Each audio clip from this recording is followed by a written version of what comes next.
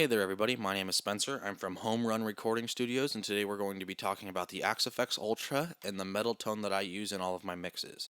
Out of the hundreds and hundreds of options the Axe-Fx gives, I've only used a few things. I've used two gates, a drive, amp, cab, and a graphic equalizer. I will be showing you on the Axe Edit, not the actual Axe-Fx. So the first thing I have here is I have the gate. It's going to be a threshold of -40, ratio at about 2. Attack and hold and release all the way down to cut out anything coming through the guitar, the cable, the Axe-Fx, the power amp, the head, the cab, the computer, whatever you're plugging into. Then we have the drive pedal, which is the T808 overdrive. The drive is all the way down to 0, which we can later on go to the amp and turn the drive up however we like there without over distorting the tone. The tone knob is about 9.25. I feel like if I go any higher than that, it gets a little harsh to the ear.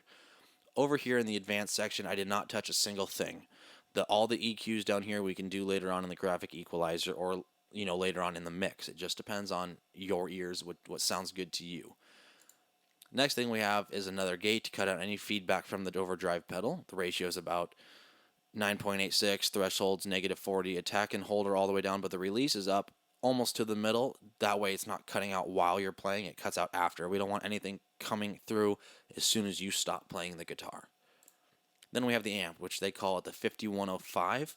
The drive is right down the middle. The bass is boosted to 6.34. The mid and the treble are right down the middle. Presence is boosted to 2.91, of course, to give it a little bit more presence. I feel like anything over 3 gives it a little bit of a harsh sound as well.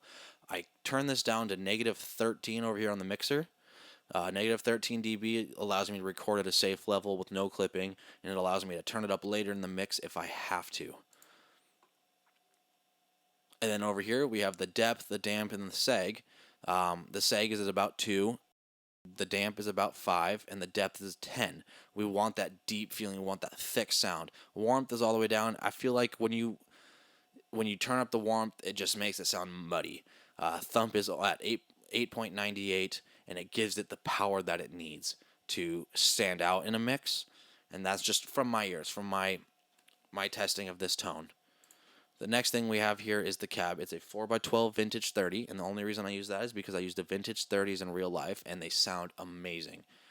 And then we have the U87 condenser mic, because instead of the warmth on the amp, the U87 condenser mic warms up the tone a lot. After that, we have the graphic equalizer, and we have the 63 boosted to 2.6 and the 125 boosted to 2.0, and nothing else is touched.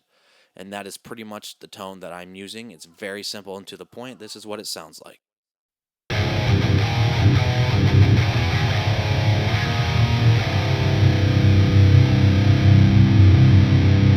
Alright guys, so if you liked that, I'm going to go ahead and show you a little bit of the tone in a mix.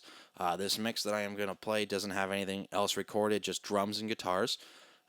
If you like it, subscribe, and I will have more videos up soon. Thank you.